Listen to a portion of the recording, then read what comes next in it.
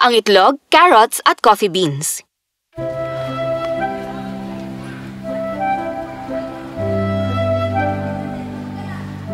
Ito ang greenhouse, masaganang bahay, kung saan nakatira ang 5 miyembro ng pamilya.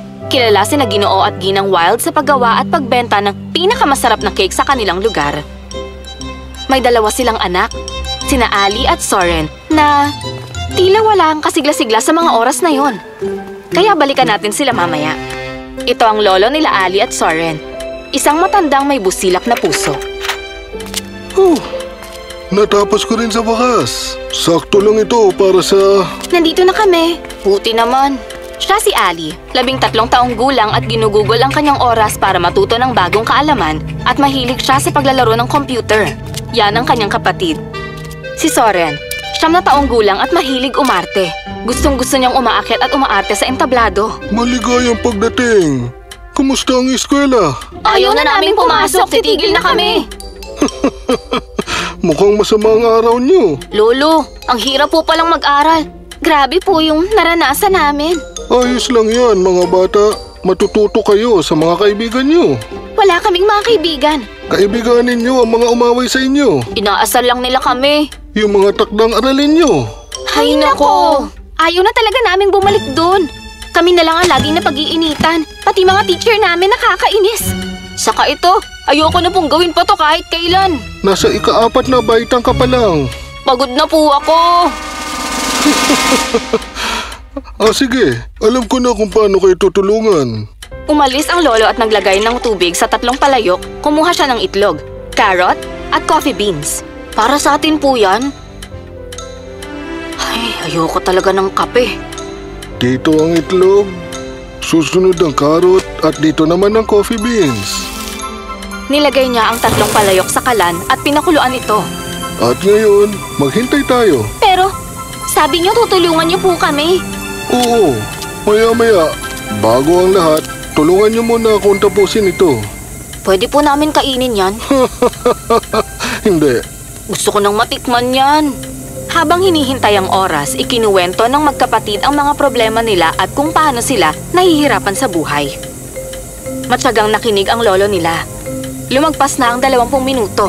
Pinatay niya na ang kalan. Ito na mga apo. Paano pong makakatulong ang carrots at itlog na yan sa amin? At ang kape po.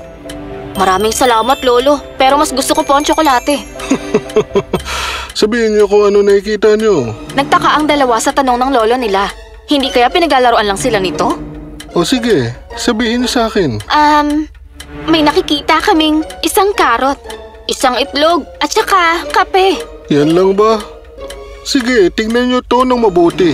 Labis na nagtaka ang 2 bata sa ikinikilos ng lolo nila. Pero ginawa nila ang sinabi nito at binalatan ang mga nilaga niya.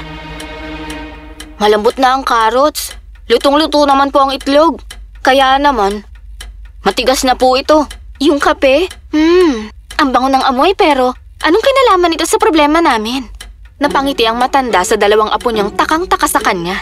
Ang itlog, ang karot at ang kape, may isang bagay ang mga ito na magkakapareho. Ang pinakuloang tubig. Ito ang naging problema nila. Bago ko ilagay ang mga ito sa tubig, malambot at masarap ang itlog. Napakatigas naman itong carrots. At yung coffee bean naman, ayun, buto pa rin. Pero nagbago po ito pagkatapos pakuluan. Tama ka dyan. Naranasan ng mga bagay na ito ang parehong paghihirap. Pero nagbago ito pagkatapos nun. Malambot ang kinalabasan ng isa, tumigas naman ang resulta ng isa. At ang buto, ginamit nila ang hirap na yun sa sariling pakinabang. At nagbago ang buong sitwasyon nito. Nakinig nga ng mabuti ang mga bata. Alin dyan ang gusto niyong maging? Kung sakali mang magkaproblema kayo bukas, matutulad ba kayo sa malambot na carrots? Paghihinaan na lang ba kayo ng loob? Hindi po! Pero sinabi niyong gusto niyong huminto. Magiging kagaya ba kayo ng itlog? Matibay at malakas sa kahit anong sitwasyon? O magiging kakaiba kayo katulad ng coffee beans na babaguhin ang pananaw sa magulong sitwasyon ninyo. Natahimik sina Ali at Soren. Buong araw silang gumawa ng kanilang mga gawaing bahay at iba pa. Ngunit buong araw nilang iniisip ang sinabi ng kanilang lolo. Yung malakas na itlog. Ganun din ba ako? Ayokong maging malambot na carrot. Nakatulog ang dalawa na may mabigat na iniisip. Ano kaya ang pipiliin nila kinabukasan?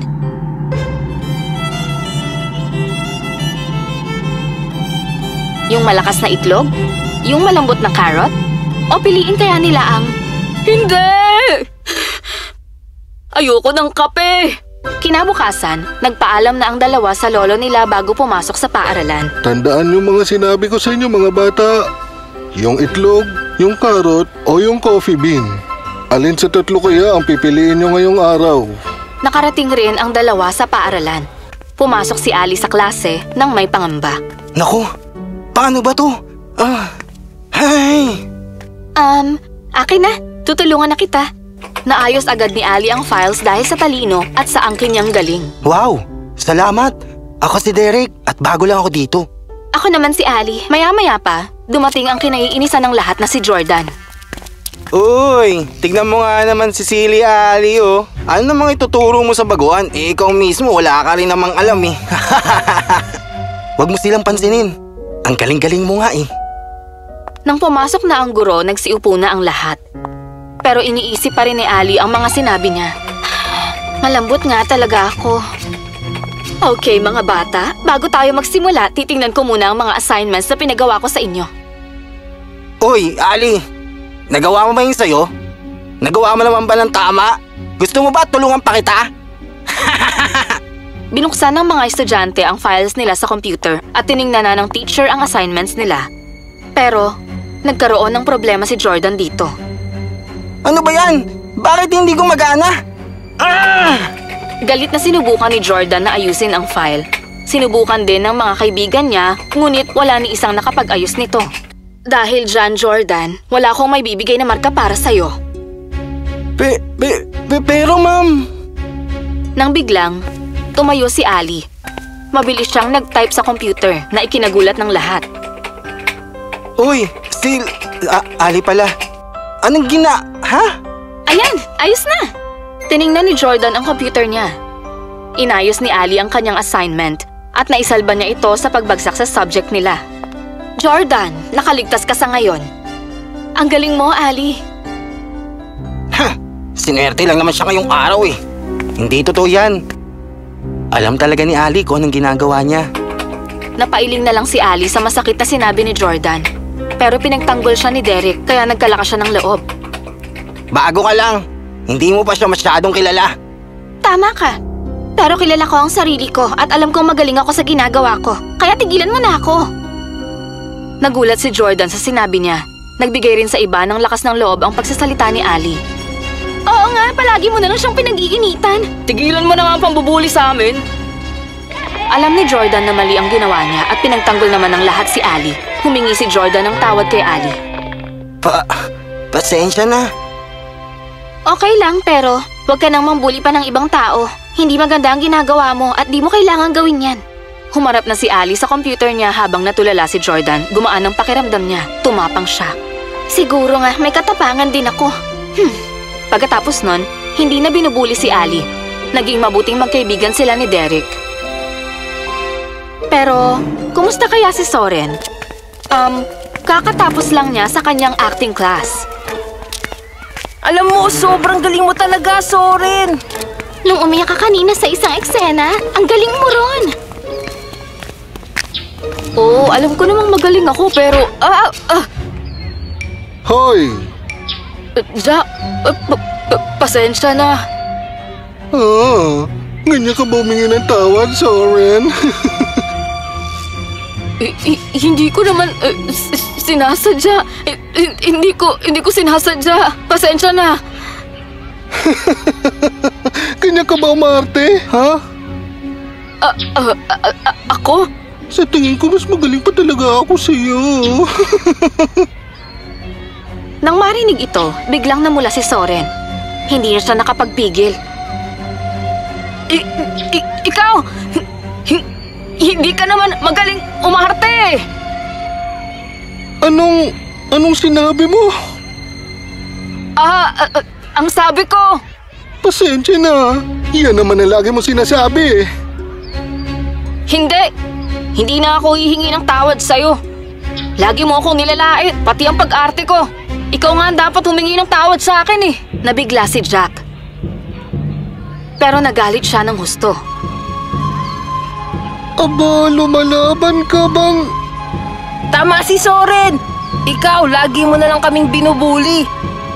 Wala naman kaming ginagawang kahit anong masama sa'yo ah. Pwede ba tigilan mo na kami? Lahat ng mga bata roon ay biktima ng pambubuli ni Jack. Pero ang pagsagot ni Soren sa kanya ang nagbigay ng tapang sa kanila. Nang makita ni Jack na kinukuyog siya ng mga bata, nakaramdam na siya ng takot. Tara na nga. Tama yan! At huwag ka nang babalik dito ah! Yay! Nanalo tayo! Nagalak ang lahat sa panalo nila at napangiti naman si Soren sa tuwa. Hindi pala ako malambot na karot. Matapang naman pala ako at malakas na bata. Ang galing ko! Nang gabing yon, umuwi sila agad para ikwento sa lolo nila ang nangyari. Pero pag uwi nila, may salo-salo pala sa bahay nila. Oh, mga anak, pakitulungan naman ang mga bisita. Sige po, Mama. Naghanda sila ng mga simpleng cucumber sandwich. Napakasarap nito at natuwa ang lahat sa gawa nila. Kaya lang, may isang babaeng sumira ng kanilang kasiyahan. Cucumber sandwiches! Masyado naman yatang simple yan para sa magkarbong okasyon. Ganun ba? Naging balisa naman ang lahat ng naroon. Nainis sina Ali at Soren nang makitang iniinsulto ng babae ang kanilang ina habang tumatawa ito. Mga kaibigan, ihahain na namin ang mga masasarap na cupcakes na gawa namin maya-maya lang. Mayaman talaga sila kaya lang iniisip ni Mrs. Wild ang kalusugan nyo. Kaya, cucumber sandwich ang inihain nila. Kaya nang sumang-ayon ang lahat ng bisita sa pinapakitang kabutihan ni Ginoo at Ginang Wild, napahiya at nainis ng husto ang babae. Lolo, ang galing po ng sinabi niyo.